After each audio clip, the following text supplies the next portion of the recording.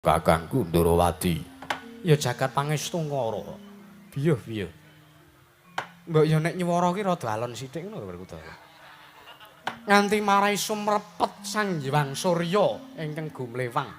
Mak prepet banjur krungu kang dadi atur maring Sang Hyang Basanta. Iya. Tanem to katon ijo royo-royo amangku gunung ingkang biru moyo-moyo. Boceng gunung kinemelan gentanu kasil ring Prabancana lenggat lenggut nganti kaya gunung Makutha Mega. Tanpa tawis dangu selain kawula dasih dilwarasa upaya buga garap Tegal Sawahi. Anglo sira datana pedhoti sinambi sendonan sesindenan mikul karo luwune anggiring raja kayane sawenana pirembagan Samarwangi. Sayang juang arko saya dangu saya inggil wis katon melos jagat ning Bapapal Lor Kidul Wetan Kulon. Sinaring jagat kang sang rebiyadara botek jarbul kekuwung. Prandiring mangke datan wonten ingkang bisa amandhani kekuwunging raja negaring Wirata. Apancana karo pambenganing kandha sak ratring mangke karana negaring Wirata dumadi saking pulo-pulo bebanjaran. Sinasapan toya benawi trampe mbiyak ing samudra binang langkung kentang pewagut. Pegating manunggal kapanto urut ing Cakrawala, wane-wane jagreng wisik. Sawane kineping jurang corong kinepung gusirung. Kinarya sesuwing peksasana jembar kebekaning pasir. Gumpelaring garis pinggir tanem tuwang ngrembuyung royo-royo karang kitri-iro iron kelapa bumi subur pasiten pawur. Satengah tinandur tangkar wangkar kawuryan dadi gunung-gunung bebanjengan angrangsang langit lenggak longgok lampah itu ingkang mijil saking sendang-sendang ingkang mening tirtane ilune kang minara para pelu kang tinampi wadhuk binendung-bendung kinarya ngeling sawah yang pategalaning Narakisma mokal panguling tetani bebasan datana bumi sajeng kanggung selo sadaya tinanduran kang murah kapipandya Bathari Siang gelar Pasabinan Yayah Rukmi Sari kang pinangka Pratiwi. Pategaling kepolicing kang buyu kudungan yang biku ngantu kaya manglung mangga pitande. Tukulan kang paming sarasaning diri ingon-ingon raja kaya itik iwen. Ingkang sansaya ngrembaka lampun siang aglaring mangkuntan. Lampun wanci sarap surya samya bali mring kandhange suwang-suwang. Datanana carane kandhang anggun anjing palang. Labet tepi saking tindak Durjana Jukti. Oh.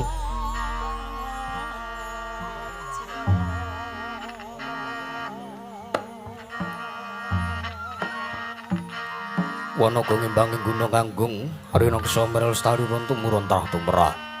Sada dadi guru-guru kaning lingkungan. Langkung-langkung lamun ta tinali disampun samya samet. Aning sesanggeman sepen tebi saking tindasan saya sinan saya. Winada widanane mumasinamaton daya tinayan. Suwiji cismapan jating jejiban mambabar karya. Kenging binasake negaring Wirata nalika semana lagi manjing marang jaman kucana. Panjang punjung pasir pawukira jinawi. Kemari pakarta tata turtara harja. Dasarnya negara yang gede bore padang jagat dhuwur kukusit turtade kuncarane. Turta kasusuning manca prajola sinenta wau. Ingkang asapusane ngadil bangsa negaring Wirata. Muhung Nalindra Tama. Nenggih jejuluk Sang Nata Prabu Sri Baginda Maharaja Maswapati. Ya Sang Nata Prabu Durgandana. Ya Prabu Matsayapati. Nalindra pepakuning bumi kang anggone mangke wisine bosangya para awayah ya satura negaring Amarta miwah Nalindra Ndrawati nenggih para Pandhawa gangsal ingkang sampun sawetawis wekdal jumandha wonten praja negaring Wirata nenggih nata ing Amarta Sang Prabu Darmakusuma ya Prabu Puntadewa datan kantun panenggahing Pandhawa satura Pati yang tunggul pawenang nenggih Sang Raden Haryawardhana ya Raden Bratasena Datan kantun pamadaning Pandhawa saturing Madukara Sang Raden Arjuna datan kantun ora giling Pandhawa saturing sawujajar tun bumi retalun. Wong Sang Raden aku miwah Raden Sadewa, ya Raden pinten tangsen. Parandening mangke sangya para kawula sampasela labet sakadeng para sibeng jaya mbludak gendera karo rontek mbul-umbul. Kekiterangan danu Yai Munting mangsa labu payung megar mendi camur bareti mangsa rendheng. Tumbahe ngrangap kaya jati ngarani mangsa kaduga parandening mangke nata ing Wirata Sang Prabu Matswapati.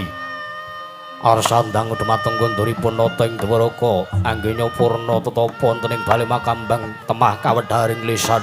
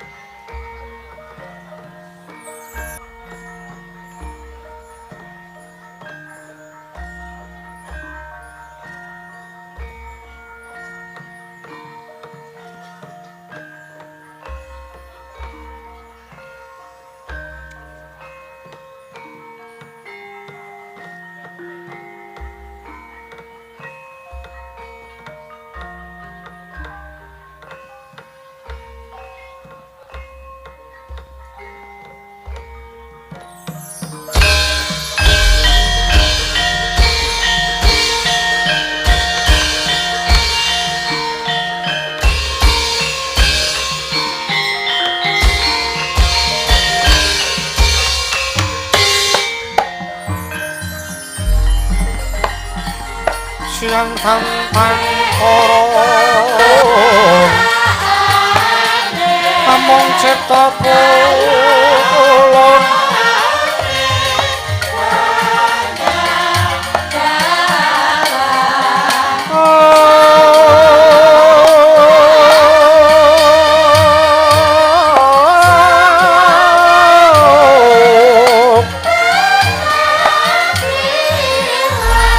Tanana yang kaksi milo katur kang sundha mane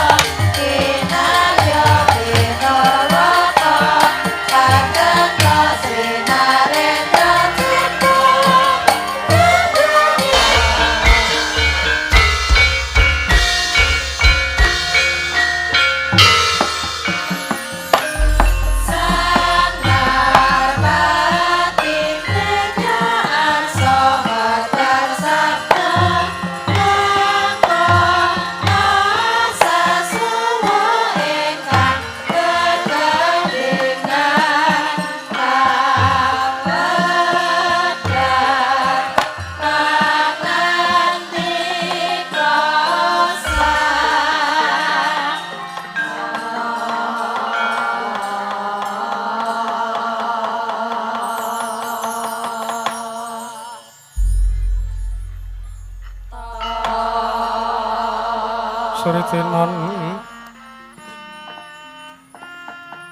neng pasir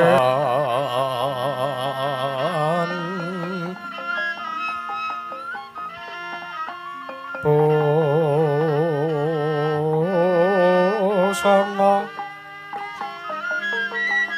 maneka warna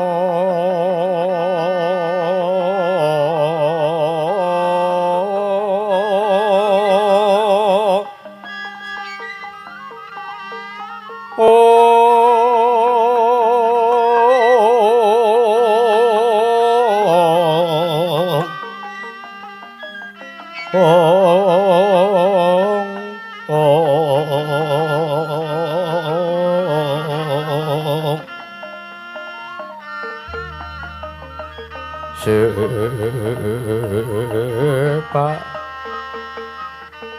Puspiteng miwang mancara sarwarukma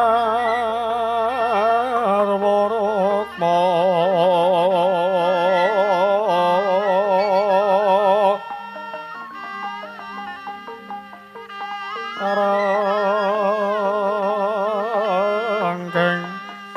manik nara Narawata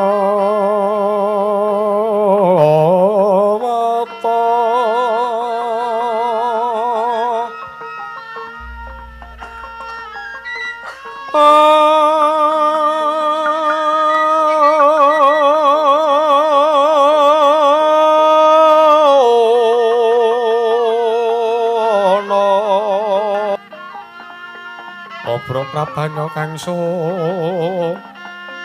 mirat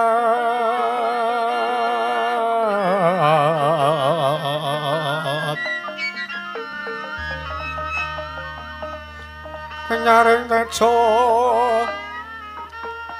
leliwaran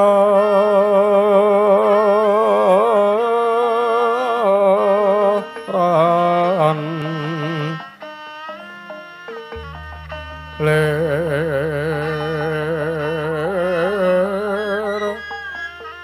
ke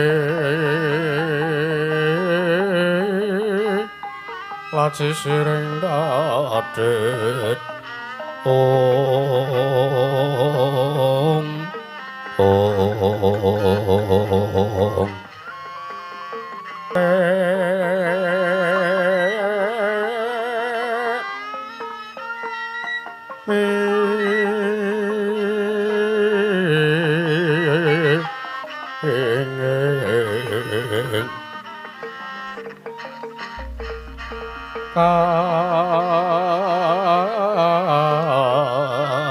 Tiuping ma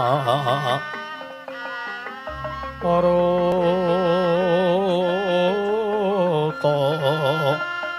Manto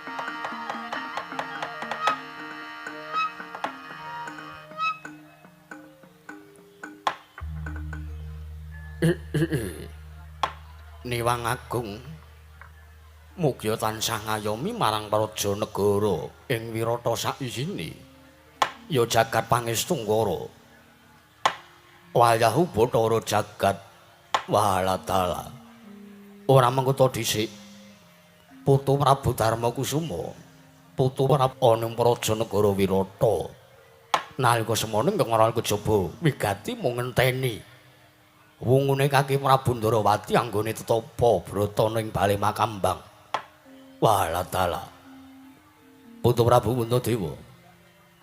Wis katon timbule kadang Mendwaraka marata diakipun yang bakal ndangu kelawan paraptane Nalindra Ndarawati. Puntadewa. Nun mangke Kanjeng Hyang sewu lepat aturipun kang wayah diagung mangaksami. Sumangga barang ngersa padha kanggen paduka badhe andangu dumateng maraptanipun Koko Prabu Ndarawati Jernyatanipun kula nuwun sewu ingkang dados nalindra wonten praja negaring Wirata. Mboten sanes kejawi namung paduka Kanjeng Hyang Durgandana. Inggih paduka kanggih wewenang Murba lan Wasesa babagan nabangi jening kawontenan praja negaring Wirata inggih namung paduka Kanjeng Hyang Durgandana. Pramila sumangga babagan kados pundi pangandikanipun Koko Prabu Ndarawati ingkang wayah pun Darma Kusuma sumedya nampi pangandikanipun paduka Kanjeng Hyang tuwin Koko Prabu Ndarawati. Kanjeng Hyang, ya. Ora mengko dhisik. Putu Prabu. Ya Kaki Prabu Ndarawati, ya Kaki Prabu Sri Bathara Kresna. Aja kaget anggon sira Kaki Prabu tak piji sowane. Ternyatane pancen wis jugar sartane wis wungu anggon paduka Kaki Prabu Ndarawati laku tapa brata kanthi sarana tapa tiwikara sartane jugarake kelawan tapane Kaki Prabu Ndarawati. Anggere teteke ning bale makambang ora liya mung Pandhawa. Ora liya kejaba mung putuku ing Madukara. Ya putuku panengah ya kuwi Si Arjuna. Mula kang saka kuwi Kaki Prabu Ndarawati gandeng panjaraning Sendya yang wis miji kelawan arawuhe ya paraptane Kaki Prabu Ndarawati marata diagi paringa sabda pangandika. Putu Prabu, ya jagat pangestungkara kula namit pasang kaliman tabik. Dina bena ngiladoni dumawing tawang-tawang linepat ning tolak manunun mangke Kanjeng Hyang. Sewelepat aturipun ingkang wayah ing Ndarawati pun Sri Bathara Kresna kula tadhawadana. Jernyatanipun kula nuwun sewu. Anggen sumengka pengawak Bajara sak mangke kula namung badhe nyadhong dawuh timbalanipun paduka Kanjeng Hyang. ya Putu Prabu Raharja praptaning praja negara Wirata. Antuk berkah pamujinipun Kanjeng Hyang ing Wirata, Kanjeng Hyang Durgandana. Wilujeng sawanipun ingkang wayah punata Ndarawati mboten manggalangan setunggal punapa marang kula ngaturaken sembah sungkem pangabekti kula kunjuk Kanjeng Hyang. Waladalan Gusti. Apa ora jeneng mokal sartane apa ora mengko pun yang bakal nampa walating Gusti teka wani nampa sembahe Kaki Prabu Ndarawati. Ya nanging gandeng pernahe jeneng para Kaki Prabu Ndarawati ya Kaki Prabu Sri Bathara Kresna kuwi klebu wayah ing Wirata. Mula kang saka kuwi nggih sembahe Kaki Prabu Ndarawati tak tampa karang prayogi Kanjeng Hyang. Koko Prabu kula ngaturaken pudya pangastawa kunjuk wonten ngarsa paduka. Yayi Prabu Darma Kusuma sampun sanget ingkang raka tambi. Damel bombong arosing manahipun ora kantong Mandura. Mboten langkung kula ngaturaken salam taklim kula mugi kunjuk wonten ngarsa paduka. Yayi Prabu Darma Kusuma. Koko Prabu sampun sanget anggen kawula nambi. Damel bombong tuwin kula cancang pucing weni dumaweng wijang rama keting merdaya. Saestu ndadosaken cahya antar cahya daging arah kanjewanan. Koko Prabu mugya kasekecakna lenggah paduka sampun boten arang prayogi Yayi. Wah.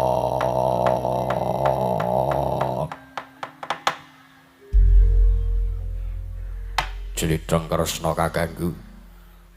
Anggon Prabu ning Prajanegara Wirata sowan kersaning Maswapati kakekku.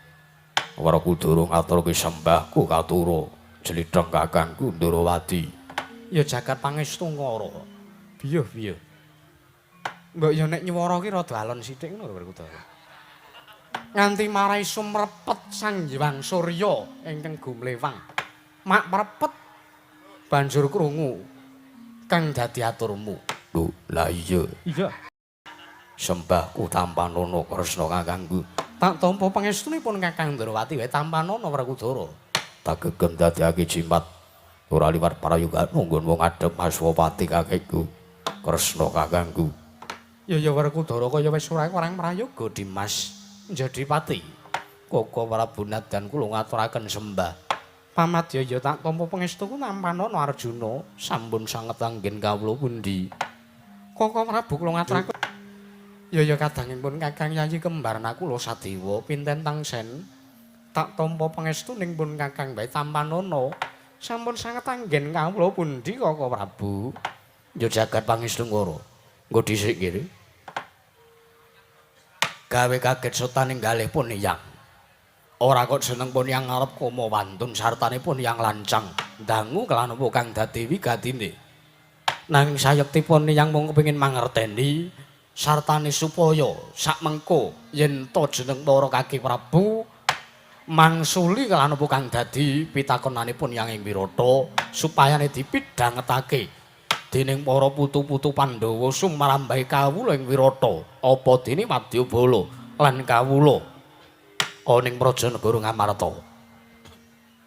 Marata diagi putu Prabu ning bale Makambang kira-kira antuk nugraha apa saka para Jawata lan dawuh apa ingkang kudu ditindakake dening para Pandhawa Kaki Prabu. Ya jagat pangestu karo Kanjeng Hyang.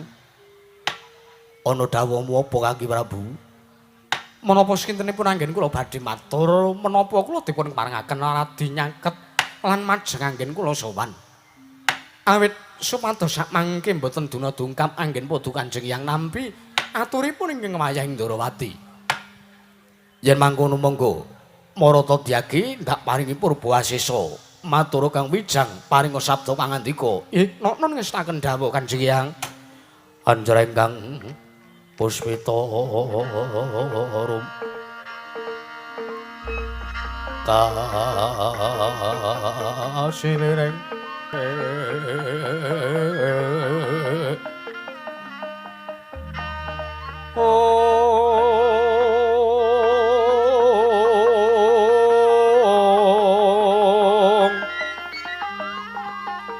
Sekar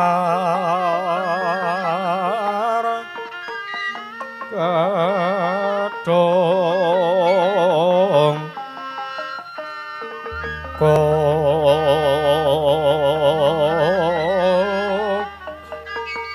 ngas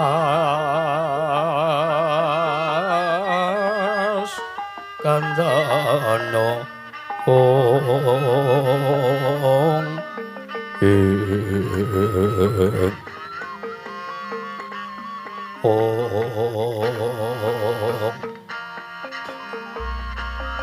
mawe harara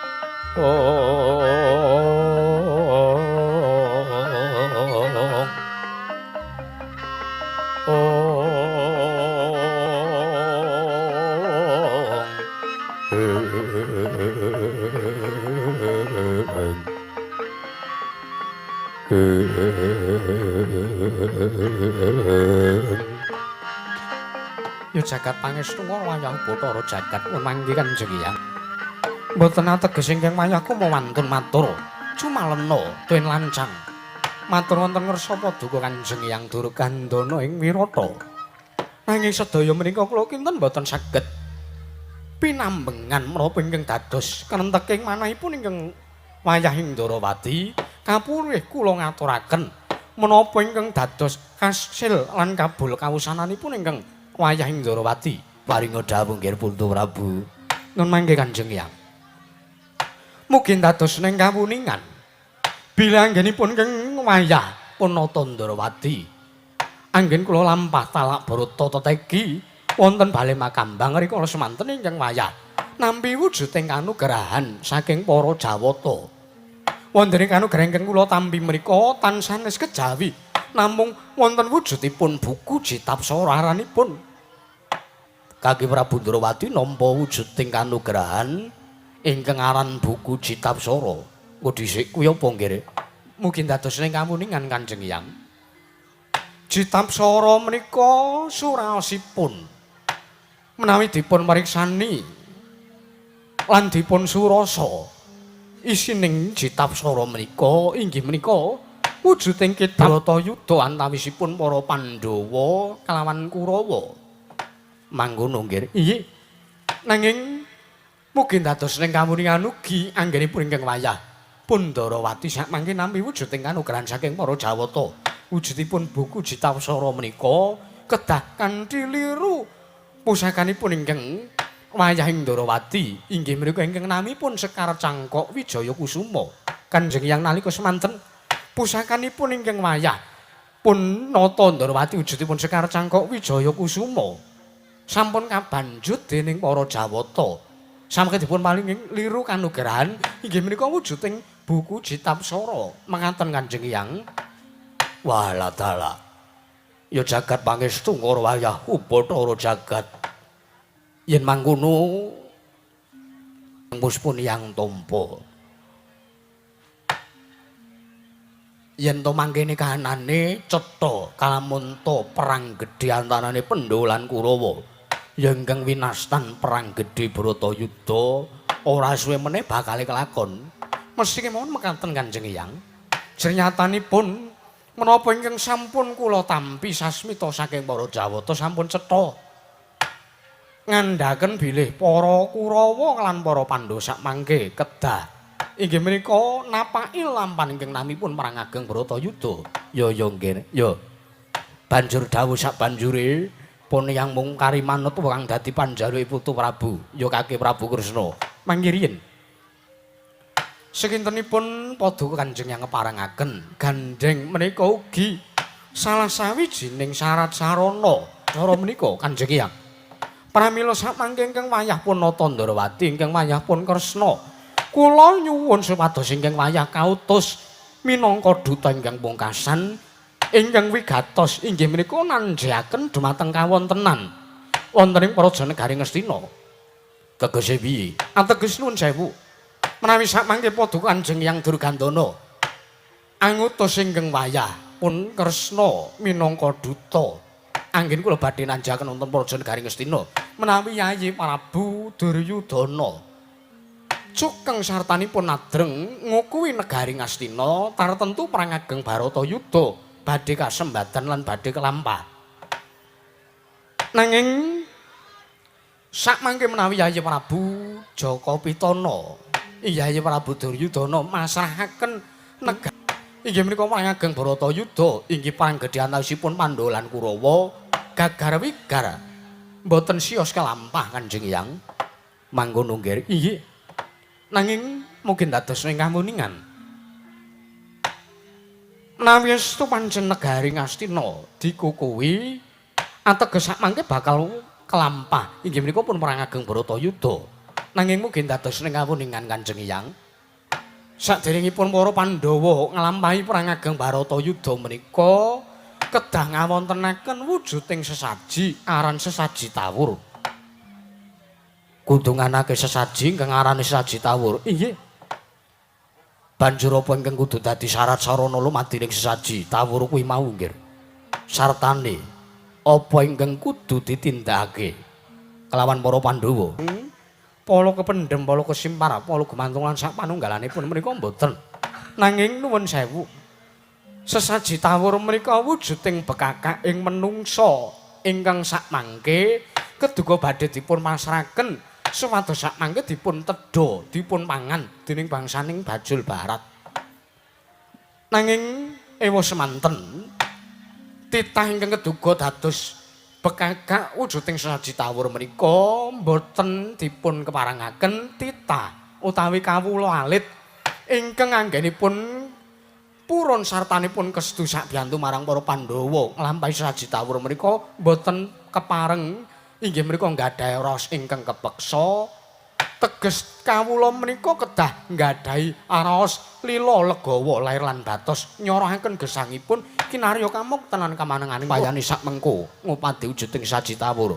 Arjuna kula wonten timbalan pun Kakang bakal utusan nglawan Si Ading Madukara. Koko Prabu kados pundi?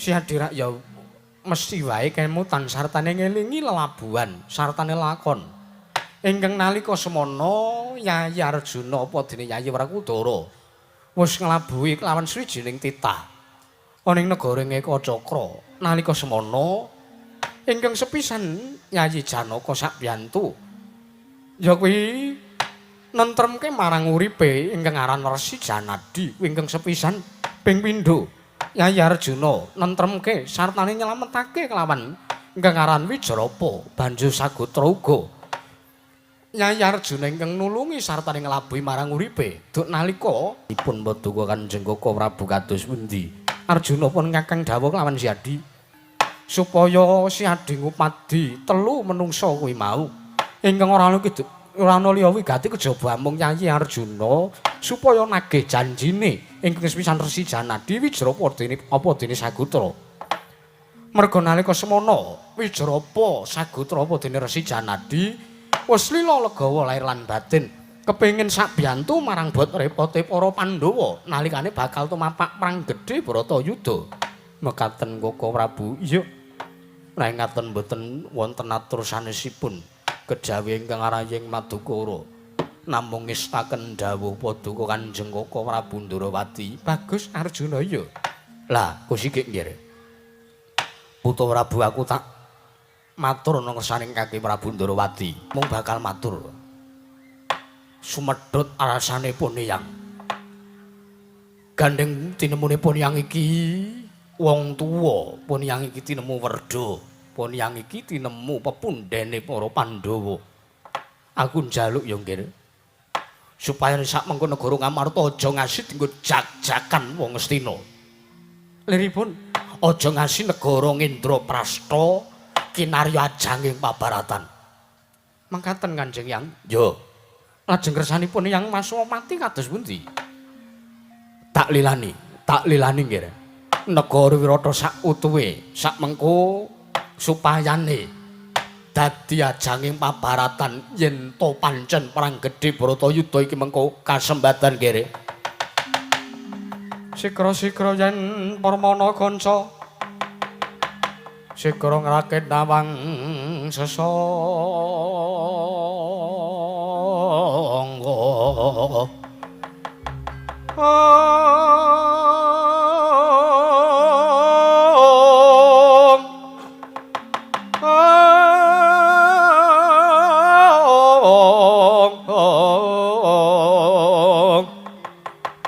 nalin trombek marwa sing sang katrika mulung katrika mulung mangrompak ing wadya Karada kuwara rek kagere-gere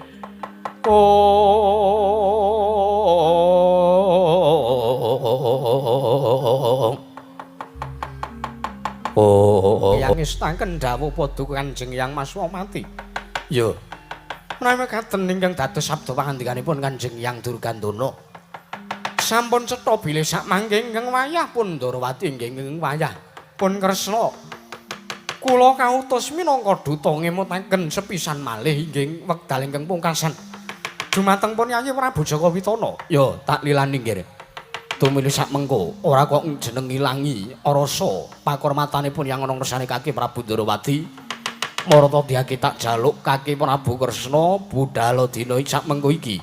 Nggih. Nek ngaten ingkang wayah pun nata Ndrawati namung prastawa dawuh Paduka kula badhe nyuwun pamit madal wasilan. Sak mangke kula badhe bidhal sowan nyangketi kawontenan para jenegari Astina. Kula badhe nanjaken dumateng kawontenanipun Yayi Prabu Jaka Witana sing ati-ati Kresna kakangku nderekake tindahe Kresna kakangku. Wah, aja walang ati. Yen to pancen mengko perang gedhe Bratayuda kelakon Kresna kakangku ora usah cawi-cawi, ora usah melu-melu babagan paperangan. Mengko Werkudara yang bakal nerabasing angkara murka ya kuwi para Sata Kurawa. Werkudara ya ning nganggo pernatan lho, Di. Yo, mesine mangkono. Perang gedhe Bratayuda miturut surasa ning buku Citapsara kuwi dudu perang ampyak awur-awur. Yo, yen manggun ndereke kelawan tindahe Kresna kakangku, Koko Prabu nderekaken tindak Jengkar Paduka. Koko Prabu Ndrawati ingkang wayah ingkang arayipun Darmakusuma. Nderekaken tindak Jengkar Paduka anggenipun badhe sowan wonten para jenegari Astina. Inggih, Yayi. Kula kinten sampun cekap menapa ingkang dados kewajibanipun ing negari Astina mamestu negari Astina dipun kukuwi maripaksa perang ageng Bratayuda kedah kaleksanan Kanjeng Yang. Ngati-ati. Ngati-ati, Ger.